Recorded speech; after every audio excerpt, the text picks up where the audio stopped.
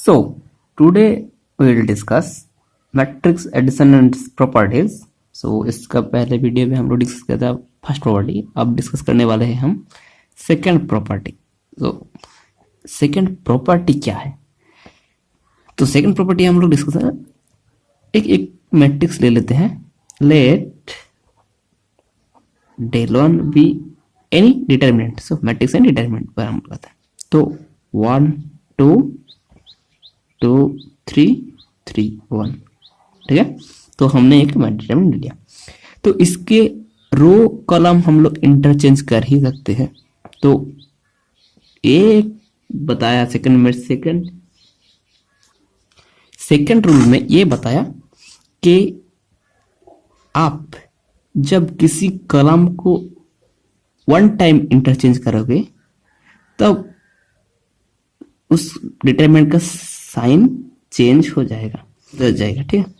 पहले प्लस रहा होगा तो दूसरी बार माइनस आएगा, और पहले माइनस होगा तो दूसरी बार प्लस आएगा। तो देख लेते हैं एक एग्जांपल के साथ कि ये होता क्या नहीं, ठीक है। तो हमने ले लिया ये इस डिटरमिनेंट को। तो हम लोग इंटरचेंज करने वाले हैं कि सेकंड कॉलम को, मतलब सेकंड रो को थर्ड रो से इंटरचेंज करने वाला है। पहले इसका कितना वैल्यू है वो देख लेता हूं, उसके बाद इंटरचेंज करने के बाद वैल्यू देखूंगा।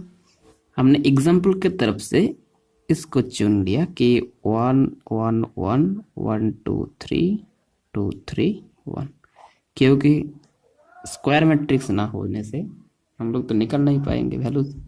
तो पहले इसका वैल्यूज निकल लेते हैं, उसके बाद पहले इस वैल्यू को निकल लिया, उसके बाद हम लोग करने के वाले हैं इसका रो को इस रो से इंटरचेंज करने वाले हैं वन टाइम। तो क्या होगा, तब उसको नाम दे देते हैं del 2।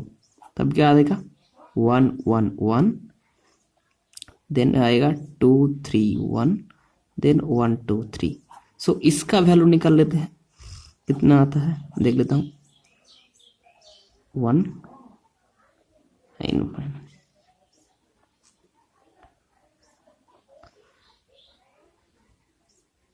तो ये रहा अपना वैल्यू। तो अब क्या होगा, 9 माइनस 2 7 होगा, माइनस 1 माइनस माइनस 5 6 माइनस, मतलब होगा प्लस 5 होगा और प्लस 1। सो कितना, पहले वैल्यू था माइनस 13, अब कितने आया प्लस 13। मतलब हम लोग जब फर्स्ट टाइम इंटरचेंज कर रहे हैं रो या कॉलम कुछ भी, तब एक सिंबल की जरूरत होता है। तो शॉर्टकट में हम लोग ऐसे कर सकते हैं। और उसके बाद अब आते हैं प्रॉपर्टीज नंबर 3 पर। सो प्रॉपर्टीज नंबर 3 ये है, कोई डिटरमिनेंट का रो या कॉलम आइडेंटिकल हो तब क्या करोगे। तो शॉर्टकट से आप कह सकते हो किसी भी एक मैट्रिक्स का डिटरमिनेंट 0 होगा इफ एनी रो और कॉलम आर आइडेंटिकल।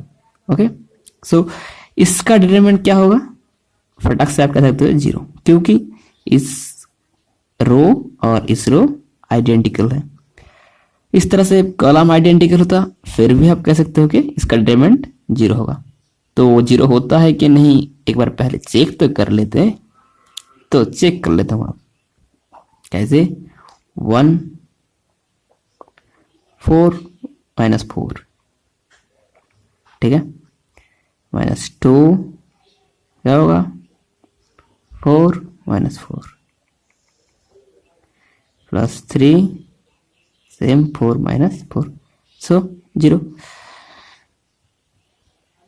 ठीक है, आपको करने क्या है कि आप एक इस मैट्रिक्स का डिटरमिनेंट क्या होगा आप तो जानते हैं 0 होगा, पर फिर भी आप चेक करके कमेंट पे बताना कि आपने चेक कर लिया। 2 3 4 3 4, ठीक है। इस मैट्रिक्स का डिटरमिनेंट वैल्यू कितना होगा आपको फाइंड करने पड़ेगा।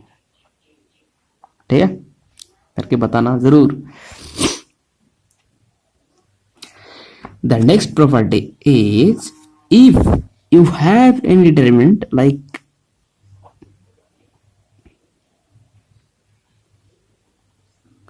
दिस, ओके, तब आप किसी एक स्केलर को किसी एक रो या कॉलम से मल्टीप्लाई करते हो तो उस डिटरमिनेंट का मल्टीप्लाई हो जाता है। क्योंकि दिखा देता हूं, आपने 2 मल्टीप्लाई किया सेकेंड रो के साथ, ठीक है, तो वो क्या हुआ 1 2 3 4 6 2 एंड 2 2 2।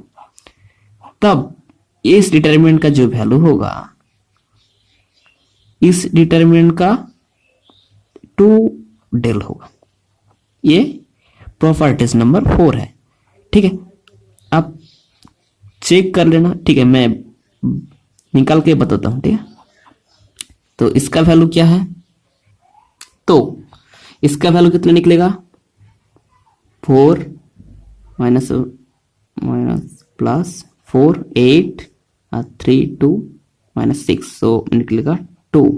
इसका वैल्यू कितना निकलेगा, आना चाहिए तो 4 आते क्या 8 minus minus plus 4 2 8 16 3 4 minus 12, so 16 minus 12 equals to 4 आया 2 डेल। मतलब आपने किसी एक रो और कॉलम से मल्टीप्लाई करो तो वो पूरे डिटरमिनेंट से ही मल्टीप्लाई होता है, ठीक है।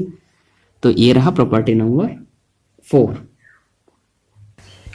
जाओ ला के लाइक करो, कमेंट करो, शेयर करो, सब्सक्राइब करो और बेल आइकन को टिंग से बजा दो। Thanks for watching, till then bye bye.